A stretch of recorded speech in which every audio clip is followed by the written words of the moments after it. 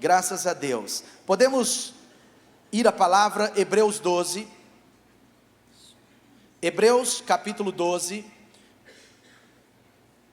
versículo 1 diz assim.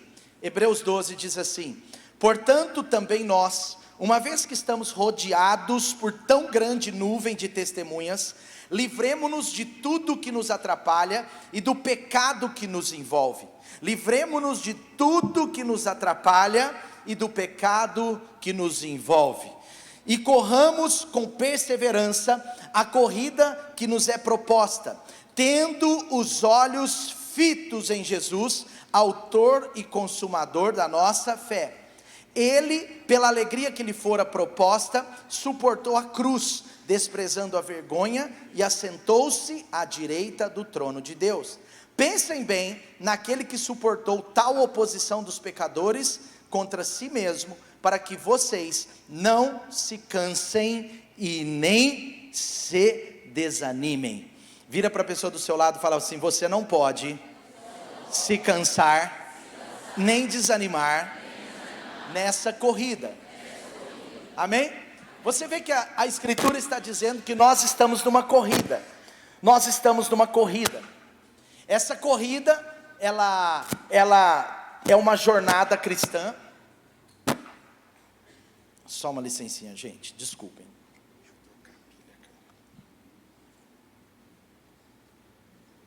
Essa corrida é uma jornada cristã que não somente se resume ao início. Deus não planejou você se conectar com Ele para um dia, para uma semana, mas para uma vida, amém? E sabe, na grande e antiga Grécia, onde os jogos começaram, né, jogos olímpicos, vamos dizer, né, você sabe que a Grécia é o berço, de alguma forma, dos Jogos Olímpicos, o berço de muitos dos esportes. E na Grécia Antiga, conta-se que uma pista de corrida, ela tinha 3 colunas, inicialmente 2, mas depois eles colocaram uma terceira. As pistas de corrida, especialmente essa que tinha mais de 12 quilômetros, era quase uma meia maratona. Essa pista de corrida, no início dela, ela tinha uma coluna escrito bem grande assim: apresenta-te aqui, atleta, apresenta-te aqui, você que vai fazer parte dessa corrida. Então tinha uma coluna dizendo: aqui é o início, apresenta-te aqui, entrega-te aqui. Mas no final dessa corrida, quando se terminava a corrida, tinha uma coluna bem grande dizendo: agora sim pare, agora pare. Acontece que no meio foi colocada uma terceira coluna. No meio dessa jornada, dessa corrida, foi colocada uma coluna, e essa coluna, ela dizia assim: apressa-te, apressa-te. Sabe, assim também é na vida cristã. Nós achamos que a vida cristã é apenas uma decisão. Nós podemos estar assim achando isso, mas é assim que acontece, como nessa corrida, acontece também na vida cristã. Sabe, quando um cristão inicia sua corrida na fé, ele precisa entender que em algum momento os obstáculos, o cansaço, um eventual desânimo, uma frustração, um eventual problema, uma eventual tentação, tudo isso pode fazê-lo parar no meio. E assim também acontecia nessa corrida. Sabe, essa placa apressa-te, ela foi colocada como uma forma de incentivar grandes atletas que ali no meio paravam por N razões. Ali no meio eles começavam a diminuir sua velocidade e perdiam a coroa. Mas sabe, Deus, Ele tem uma coroa para mim, para você aqui, quando nós chegamos no fim.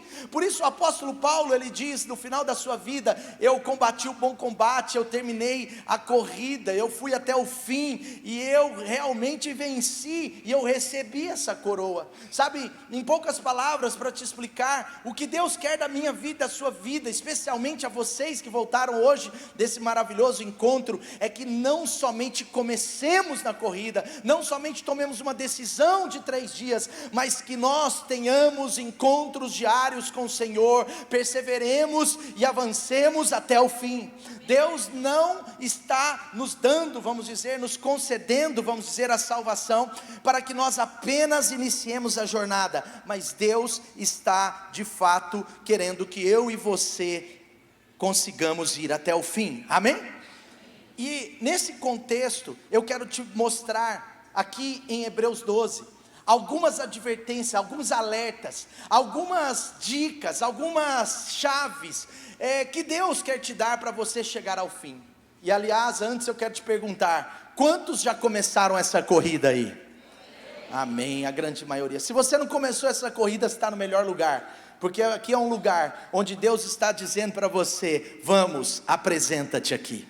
A segunda coisa eu quero te perguntar, quantos querem correr até o fim? Quantos querem correr até o fim? Amém, graças a Deus. No versículo 14 diz assim, Hebreus 12, versículo 14, nesse mesmo contexto, o provável escritor de Hebreus, apóstolo Paulo, ele continua, ele fala do compromisso de Deus conosco como um pai, ele fala da forma com que Deus nos aperfeiçoa, nos corrige, nos disciplina, mas no versículo 14, a minha Bíblia diz algumas advertências de Deus para que nós perseveremos na fé, e é sobre isso que eu quero ministrar ao seu coração, especialmente a vocês que voltaram do encontro, mas a todos que estão aqui nessa noite, porque nós vivemos num tempo onde nós vemos claramente, não só por números, mas por amigos, experiências, pessoas que conhecemos, o tanto de pessoas bem intencionadas, que começaram tão bem, mas não estão terminando bem, que começaram bem, mas pararam no meio, que começaram bem, mas desistiram da fé. E esse texto é tão claro, ele é tão direto, para mim e para você nessa noite, sobre essa questão. Versículo 14, diz assim, esforcem-se, para viver em paz com todos, e para serem santos, sem santidade, ninguém verá o Senhor. Versículo 15, cuidem, que ninguém se exclua da graça de Deus, que nenhuma raiz de amargura brote, causando perturbação e contaminando a muitos. Não haja nenhum imoral ou profano como Esaú, que por uma única refeição vendeu seus direitos de herança como filho mais velho. Como vocês sabem, posteriormente, quando quis herdar a bênção, foi rejeitado e não teve como alterar a sua decisão, embora buscasse a bênção com lágrimas. Sabe, claramente esse texto, ele fala naquele contexto, onde lá no início o apóstolo Paulo está dizendo, olha, vocês estão numa corrida, mas vocês precisam perseverar, perseverem nessa corrida até o fim. Sabe, quando nós somos salvos, nós recebemos de Deus essa jornada, é um privilégio de todos nós, mas existem essas dicas importantes que eu quero te dar a partir desse texto, essas dicas importantes, porque vocês principalmente que já tiveram a experiência de um final de semana de encontro com Deus, eu sei que centenas de pessoas aqui já tiveram essa experiência, sabem o tanto de bênção que ocorreu na sua vida nesses dias, né? Certamente a confirmação da sua salvação, cura da alma, tantas coisas abençoadas aconteceram na sua vida nesse final de semana, mas a palavra de Deus diz, esforcem-se para viver em paz com todos. Primeira coisa que eu quero dizer, esse texto, ele é uma chamada para nós nessa corrida, e a grande questão é que se eu e você quisermos agora, viver em paz com todos, nós precisamos primeiro aprender a estar em paz com Deus. A nossa relação vertical determina nossas relações horizontais, a nossa relação vertical influencia na horizontal, amém? Pegou a ideia? Sabe o que a palavra de Deus está nos trazendo aqui? Olha, agora que vocês estão nessa corrida, vocês não são mais encrenqueiros, vocês não são mais pessoas vingativas, vocês não são pessoas mais que pagam o mal com o mal, pelo contrário, agora vocês vão aprender a pagar o mal com o bem. Sabe, viver em paz com todos é a primeira coisa que o apóstolo Paulo está dizendo. Sabe, quando nós não tínhamos Jesus na nossa vida, uma pessoa que ainda não conhece Jesus pode nem se importar com isso. Uma pessoa que não conhece Jesus, ela tem a paz limitadamente, porque ela acha que paz é só uma condição exterior, mas na verdade, o Senhor está nos chamando a ter um relacionamento de qualidade com as pessoas. Então na prática, como que eu e você podemos ser essa pessoa de paz? Romanos 12 diz a primeira dica desse primeiro ponto. Romanos 12 diz assim no versículo 17: não retribuam a ninguém mal por mal. Não retribuam a ninguém mal por mal. Procurem fazer o que é correto aos olhos das pessoas. Façam todo o possível para viver em paz com todos.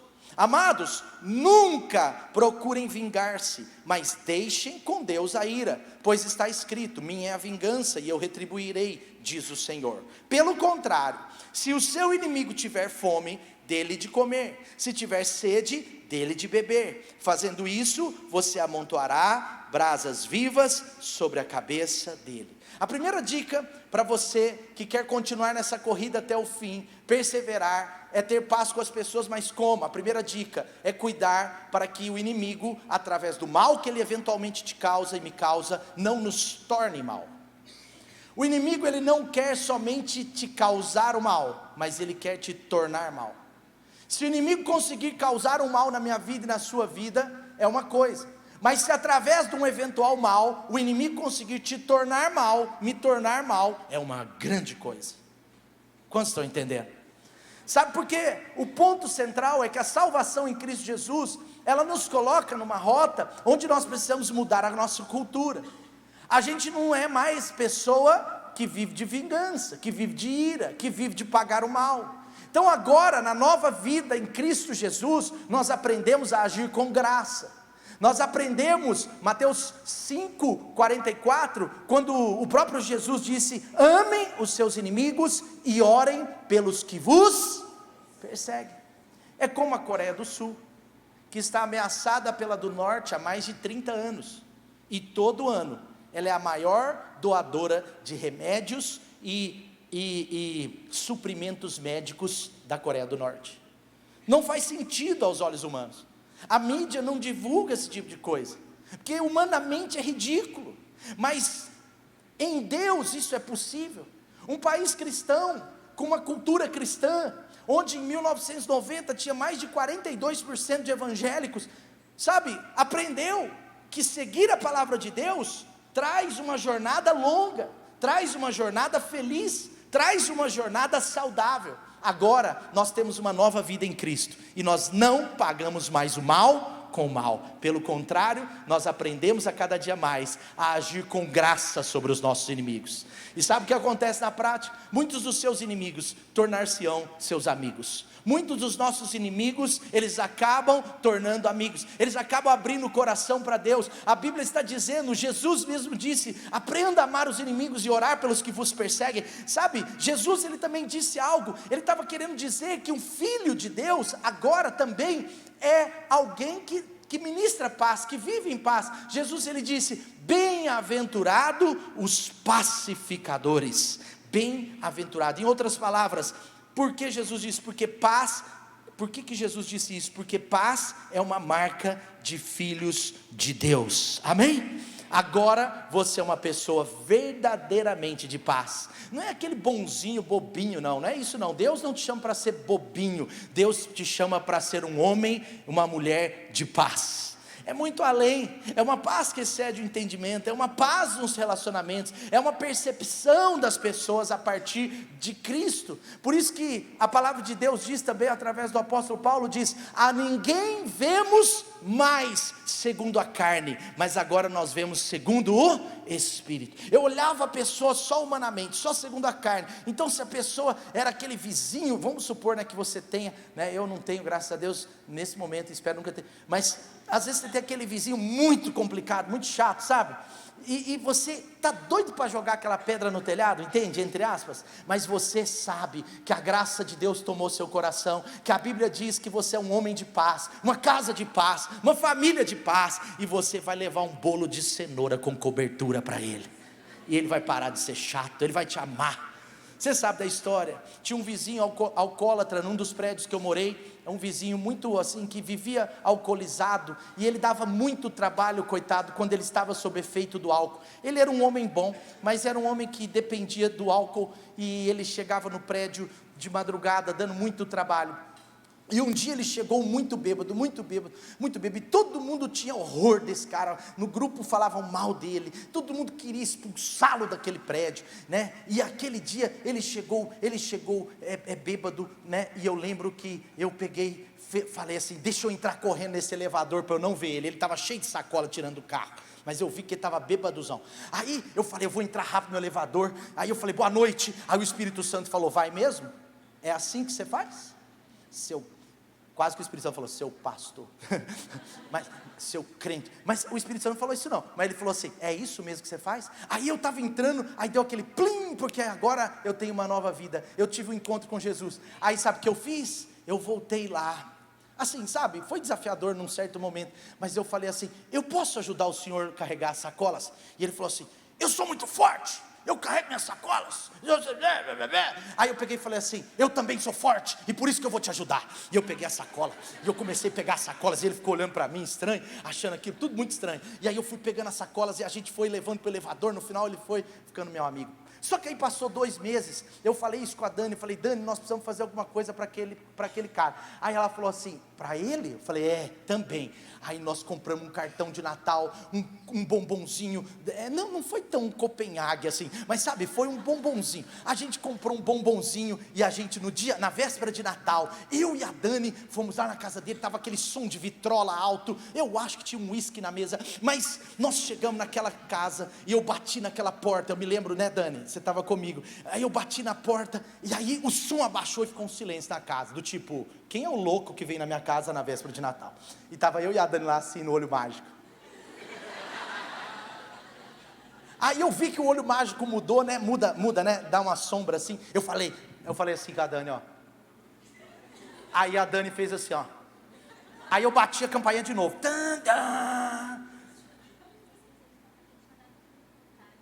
Não, e entre eu ajudar ele na sacolinha, a Dani está me lembrando aqui, por isso que é ruim, é muito bom ela aqui na frente,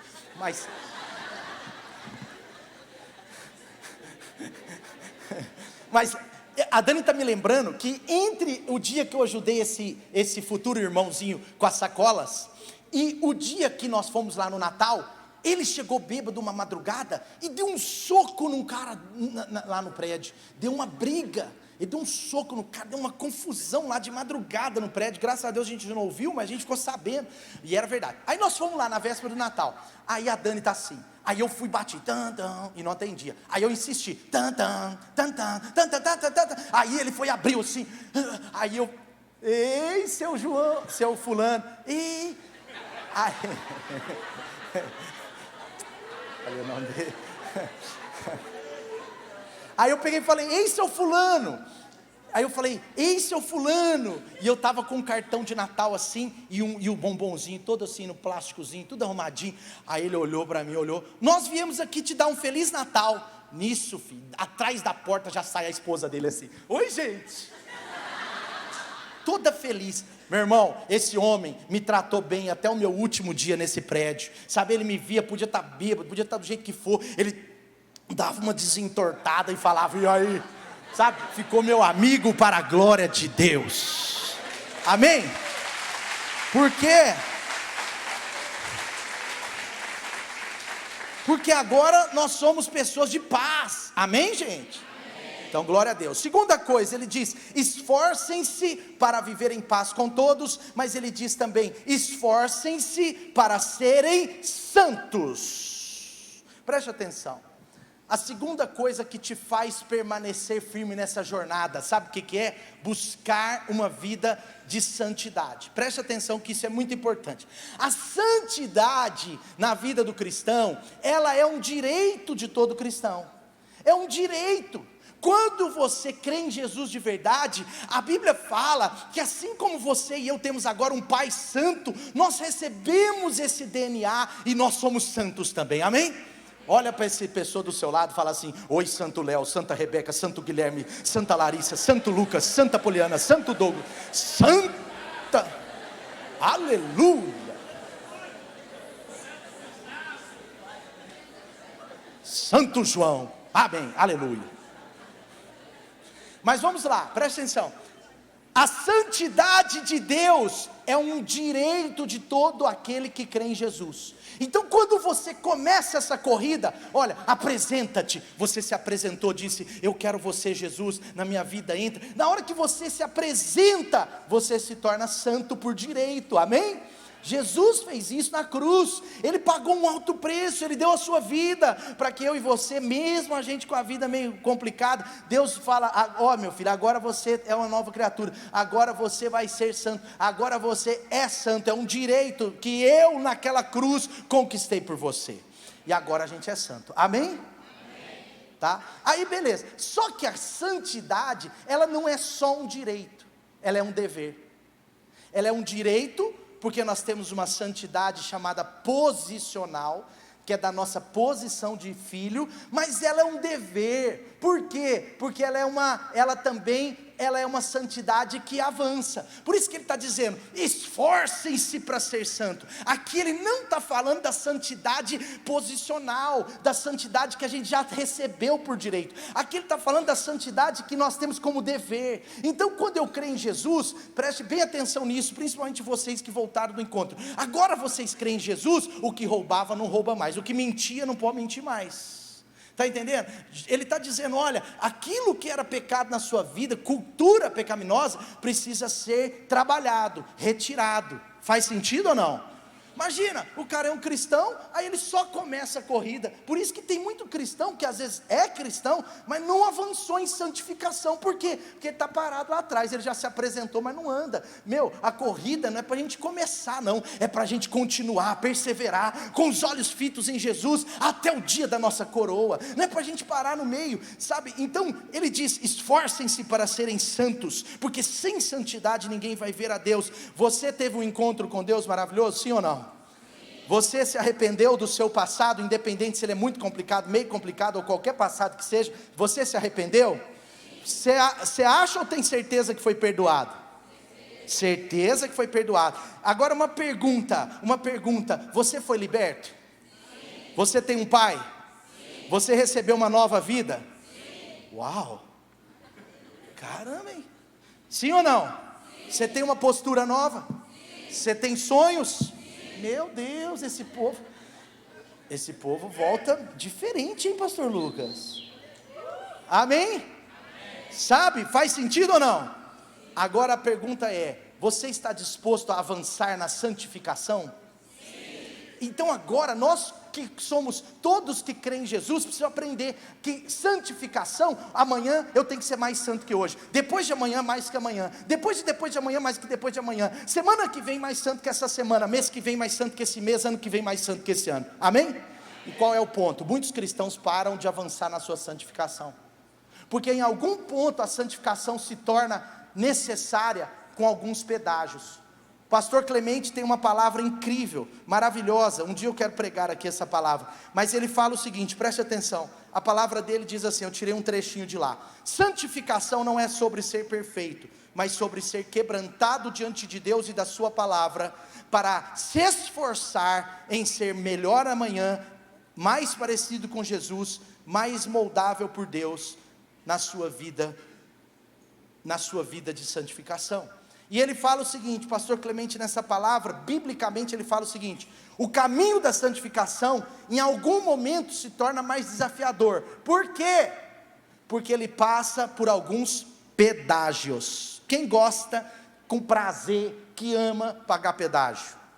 Eu fui outro dia não, tem 2 anos, né, eu fui lá em Ilha Bela, e eu gostei daquela estrada nova, você entra dentro de um túnel, só sai daqui 6, 7 quilômetros, é a coisa mais bonita do mundo, não tem aquelas curvas mais que a esposa fica passando mal, querendo parar para vomitar, sabe? Agora é tudo reto, você vai para a praia, ou se você for para Santos, ou se você for para Ilha Bela, Ubatuba, Caraguatatuba, aquela região toda, Ubachuva, Caraguatatuba, mas se você for daquela região toda ali do litoral paulista que dá sol e chove, aí você vai ver essa estrada, linda, linda, linda. E eu entrei naquela estrada, né? Mas de repente veio um pedágiozinho. Eu não tenho certeza, mas acho que foi R$30, né? Mas ainda assim eu achei que valeu a pena. Ainda assim eu achei que valeu a pena, né? Mas eu não lembro, né, Douglas? Uns 25, 30 nós pagamos. Mas sabe, preste atenção num ponto que eu quero falar. Ninguém ama pagar pedágio. Mas uma coisa é certa: na vida de santificação, você vai pagar alguns pedágios. Olha só. Preste atenção, principalmente vocês, captem essa ideia, porque vai ser prática na sua vida. Primeiro, a vida de santificação eventualmente vai ser provada, sabe? Eventualmente Deus permite situações para nós sermos provados, e a gente precisa vencer. Outra coisa, a vida de santificação exige de nós, em algumas coisas, confissão a alguém mais maduro. A Bíblia diz: aquele que confessa o seu pecado e o abandona, encontrará misericórdia. O que confessa então não adianta só confessar. Não tem problema não, vou pecar amanhã, depois eu confesso. Isso daí se chama iniquidade. Deus não gosta disso, Deus odeia a iniquidade. Eu peco amanhã, não tem problema não, depois confesso. Não, a Bíblia diz que aquele que confessa e abandona, encontrará misericórdia. Agora presta atenção, algumas coisas da nossa vida, para torná-la a maneira de Deus, a gente tem uma maneira mundana, carnal, humana, mas a gente quer tornar essa coisa a maneira de Deus. Às vezes, em alguns casos, nós estamos tentando confessar para Deus e caindo em pecado de novo. Confessa, peca de novo. Confessa, peca de novo. Então vamos pensar, né, que é uma situação da minha ou na sua vida.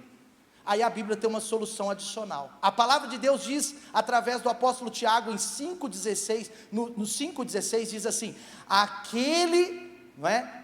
Aí ele diz assim, você precisa confessar o seu pecado a outro para ser curado. Essa palavra no original é restaurado. Algumas coisas na sua vida tem pedágio para ser santo. E o pedágio é ser, sabe por quê? Quando você confessa para outra pessoa, é fácil? Gente, é terrível, é terrível. É terrível, é terrível. Sabe por quê? É ruim mesmo, eu não gosto não. Porque você se sente envergonhado. Num certo sentido você acaba, é verdade, eu fiz isso, né, perdão, deixa. É ou não é? É fácil ou não é? Sabe por quê? Está vendo? Porque pecado é algo do espírito e do coração. E quando nós confessamos para uma pessoa, Deus está usando essa singeleza de coração para operar cura na nossa vida. Tem pecado que você precisa de libertação, mas alguns você precisa de cura. Amém? Outra coisa, sacrifício. Pastor Clemente falou, outro pedágio, sacrifício, abnegações e eventualmente submeter a correções. Mas o pastor Clemente fala de sacrifício, sabe? Eu me lembro quando eu era adolescente. Foi um sacrifício. Gente, tinha 3 meses que nós tínhamos ganhado um baita de um computador chamado 386. Quem lembra do 386? Agora você sabe a piada, né? O 386 era um computador na época top. Era 5 minutos para abrir uma foto, 3 minutos para abrir um e-mail, 7 minutos para abrir o Excel. Mas ele era o melhor da época, da minha época de adolescente. 386 quem tinha que soltar foguete, porque tinha gente que pagava para ir nas lan house e ficar lá no 386. Eu tinha ganhado um 386, eu e o Felipe, meu irmão. Mas infelizmente, um dia a gente confessou para o meu pai, para minha mãe, não lembro como que foi, que nós estivemos olhando pornografia. Nós olhamos foto de mulher pelada naquele negócio, e esse negócio foi péssimo. E eu me lembro que meu pai falou, fica tranquilo filho, da confissão vem a cura, mas eu vou dar 2 soluções para isso. E ele falou, vocês podem escolher. A primeira delas, nós vamos ofertar esse computador para alguém. Eu tinha acabado de ganhar, gente, custava milhões. Aí ele falou, mas se vocês não se agradaram dessa, eu tenho uma outra ideia. Vamos tirar o computador do quarto do Felipe e vamos colocar por alguns meses o computador na sala. Eu falei, menos mal. Mas foi um grande sacrifício, não por causa da pornografia, isso foi uma bênção. Mas por quê? Porque agora o computador ficava na sala, e na sala tinha os horários específicos, a gente mexer, tinha hora que não podia, 11h30 tinha que desligar, não sei que hora tinha. Aí nós pagamos um sacrifício, no nosso contexto da época, foi um grande sacrifício. Quantos estão entendendo? Às vezes, na sua vida, na legislação pessoal do Espírito Santo, você precisa fazer uma abnegação, você eventualmente fazer. Outro dia um jovem chegou para mim e falou: pastor, vou dar um tempo. Eu não sou contra a academia, pelo contrário, eu sou a favor. Por favor, vá na academia, não faça como eu. Mas vá, eu sou a favor mesmo de ir na academia. Essa semana eu consegui ir, né, Dani? Gente, eu vou contar essa para vocês. Essa semana eu passei por um processo de restauração física. Eu consegui ir na academia 3 dias. Mas calma, não bate palma não, que tem a parte triste. O primeiro dia eu fui 32 minutos. Fiquei na esteira. Aí o segundo dia eu tinha 30 minutos, eu entrei na academia até entrar, passar o dedinho, não sei o que, eu entrei na esteira, muito matemático, falei, eu tenho que malhar só 25 minutos, coloquei 25, e aí fui até o fim, aleluia, aleluia, né? Aí saí correndo da esteira, já tinha 25 minutos, né? Saí correndo da esteira. Quando eu fui sair da academia, gente, Deus usa todas as coisas, né, para falar com a gente.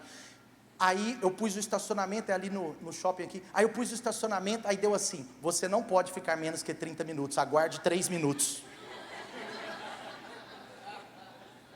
Deus usando o limite dos 30 minutos para eu malhar no mínimo 30, amém?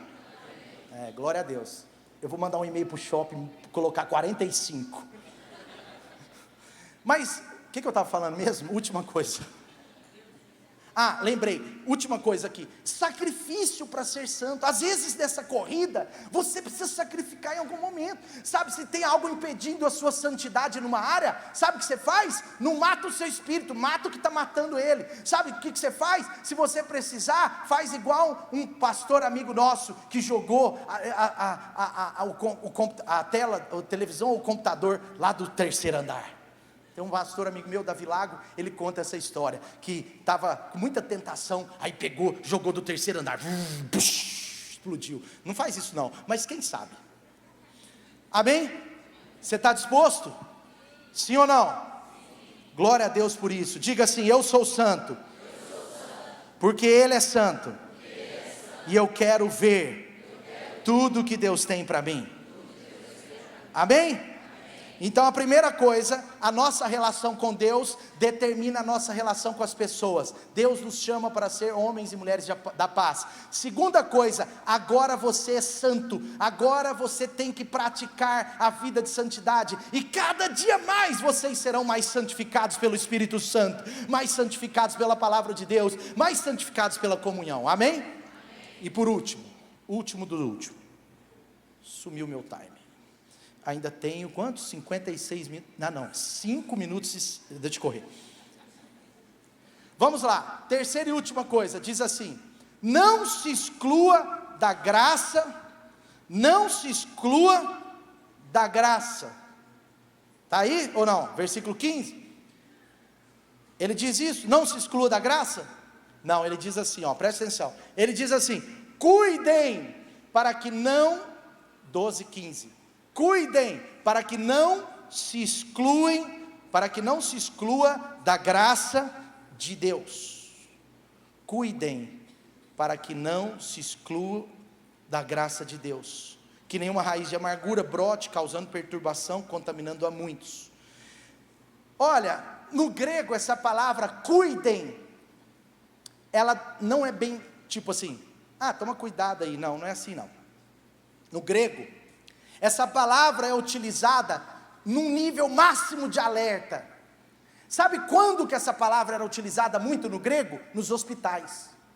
As enfermeiras daqueles nobres, elas ficavam a noite inteira vigiando o doente. Elas ficavam a noite inteira, não era bem hospitais assim, tão estruturados, mas elas ficavam naquelas casas de recuperação. Por exemplo, um idoso doente ficava lá, né? E quando era um nobre, as enfermeiras ficavam lá e elas tinham que ficar cuidando dele. Por quê? Porque era um cuidado muito atento. Essa palavra ela era usada no grego em duas situações. A primeira, quando se cuida de alguém que precisa assim de muita atenção. E segundo, quando se fica numa torre de vigia.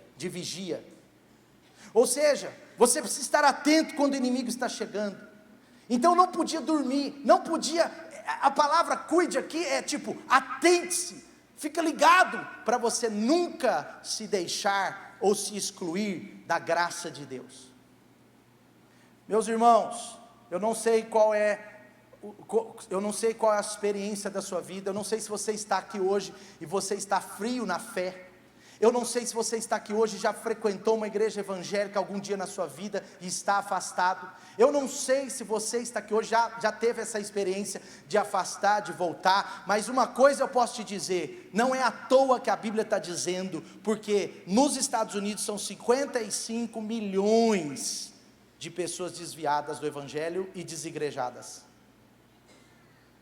No Brasil esse número passa de 30 milhões, 30 milhões, há quem diga que agora existem 3 grupos de pessoas que nesse contexto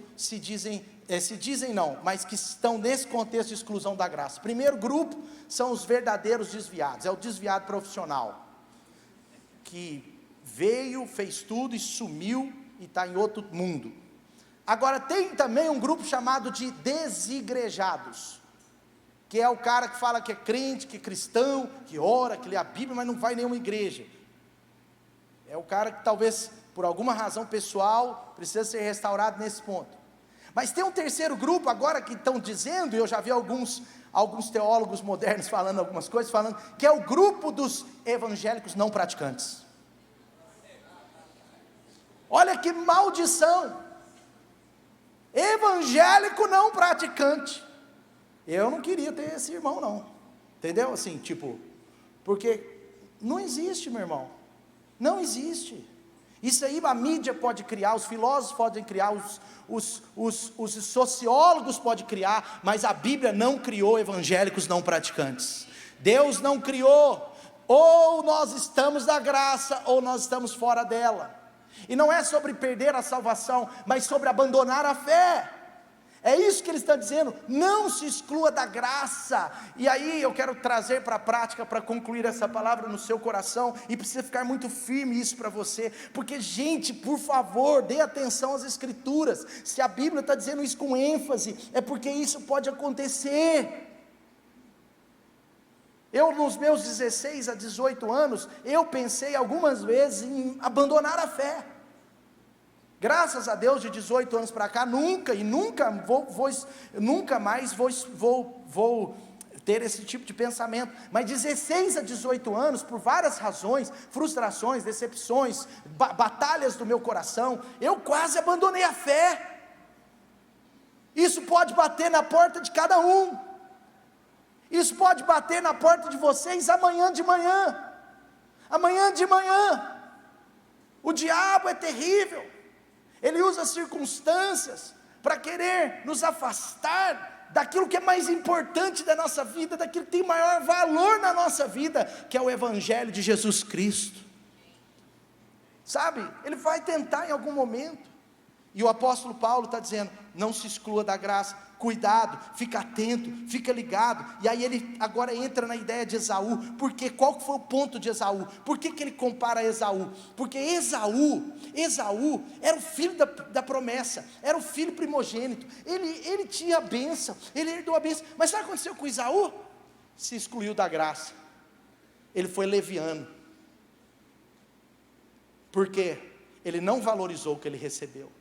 Valorize o Evangelho de Jesus na sua vida, valorize a palavra de Deus, valorize a sua célula, valorize a sua igreja, valorize as pessoas imperfeitas, mas que servem com você que é imperfeito, um Deus perfeito. Valorize, sabe, ame. Se tem uma seta da sua mente para não amar, você tem que repreender, virar a cara para ela e rumo à graça de Deus, falar, Senhor, que a Bíblia diz, aproximando do trono da graça com toda a confiança. Então você vira as costas, aproxima da graça e fala, Senhor, venha com a tua graça sobre o meu coração, nessa frustração, nessa decepção, nessa dor.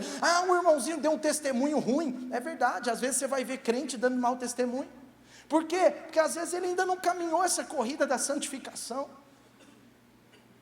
E aí nada, e aí você vai perdoar, e aí você vai falar: Deus, a minha fé em Jesus é maior do que isso, eu caminho, como diz em Hebreus 12:3, com os olhos fitos em, seus olhos têm que estar fitos em Jesus, que é o autor e consumador da nossa fé. Agora, se os seus olhos estão realmente nas pessoas acima de Cristo, em algum momento você vai ter problema, sabe? Não se exclua da graça. E aí Esaú, ele tinha tudo, mas ele foi impulsivo, ele não teve domínio próprio, ele não pensou, muitas vezes, ele já tomou uma decisão, como muitos fazem. Muitos brincam com a fé, brincam com pertencer a uma igreja, brincam com a família da fé, porque do nada chuta a mesa, fala: não, também, eu não sou mais, aí ele se exclui da graça e acha que é assim. Sabe o que aconteceu? No Novo Testamento, nesse texto, está dizendo que Esaú, ele colocou tudo a perder, quando ele entregou o seu direito. Meu irmão, minha irmã, o Evangelho de Jesus não foi barato, custou a vida de Jesus Cristo, custou demais, foi pago com um alto preço. Então nada vai cobrir isso. Assim aconteceu na vida de Esaú. Esaú, ele entrega para Jacó, o enganador, seu irmão, que Jacó significa enganador. Esaú entrega para Jacó o seu direito de primogenitura. Mas sabe como que ele trocou? Sabe o que ele aceitou? Ele entregou toda a sua herança, todo o direito de primogenitura, por um jantar. Tem gente que troca por um baby beef, tem gente que troca por um porcão, e eu já vi gente trocando por um pastel de queijo, mas tudo tremendo. Eles estão soltando o que sobrou, não acha que é o galo não, pode ser, mas sabe, eu já vi gente que trocou a fé em Jesus por um pastel de queijo. Sabe, eu estou querendo dizer assim, nada pode ser mais valioso do que a sua fé em Jesus. A coisa mais valiosa que você tem na vida é a fé em Jesus Cristo. Porque quando Jacó, nossa, tem mais um ônibus. Porque quando Jacó volta da sua caminhada, ele chega e ele fala assim, quando ele luta com Deus ali em Peniel, ele fala assim: eu tenho mulher, eu tenho filhos, eu tenho milhões, o presente de Jacó para Esaú foi mais de 600 bois. Ele era riquíssimo, mas ele ainda não tinha Deus na sua vida. Ele agora conhece a Deus, ele tem o Peniel, ele tem agora um arrependimento, e ele diz: eu agora vi o Senhor face a face, e a minha vida foi mudada. Sabe, o encontro com Deus continua. O encontro com Deus não é 3 dias, meu irmão. A boa notícia é que amanhã de manhã você pode ter um encontro com Deus. A boa notícia é que a palavra de Deus vai falar com você, o Espírito Santo vai falar com você. Aquele que ouvir a sua voz, aquele que dá ouvido à sua voz, ele tem, assim, um privilégio muito grande. E vocês têm um privilégio. Todos nós aqui que já tivemos um encontro com Jesus, nós temos um privilégio de encontrar Jesus todo dia. Primeiro segredo para você nunca abandonar a fé e nunca se excluir da graça. Primeiro segredo é buscar a Deus todo dia. Jesus foi quem disse em Mateus 6,6: vai para o seu quarto, ore em secreto ao Deus secreto, que vai te ouvir e vai te recompensar.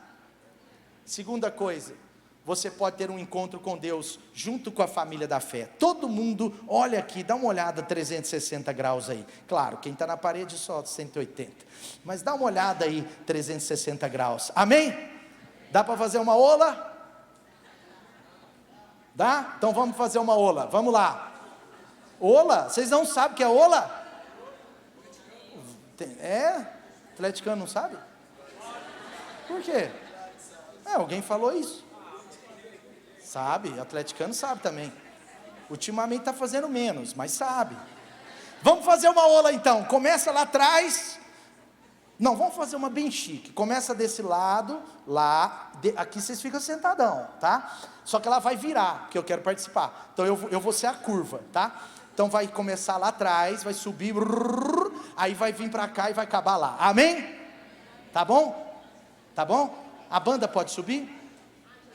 Obrigado. Então vamos lá. Sabe por quê? Presta atenção. Eu quero que você veja um pouco da sua família da fé. E tem gente que não pode estar aqui. Tinha muita gente de manhã, então calma. Vamos lá. Começa lá. Dá a luz, gente. Dá a luz lá atrás. Eles estão muito escuros. Gente, é mesmo. Tem milhões de pessoas no escuro ali. Dá uma luz ali, só uma. Muito obrigado. Não. Aqui não, eu estou recuperando ainda. Aê, vamos lá. 1, 2, 3, vamos lá. Peraí, Amado, você que lidera aí, cara. Amado, você é fundador, cara, vamos lá. Amado, você lidera. 1, 2, 3, vai.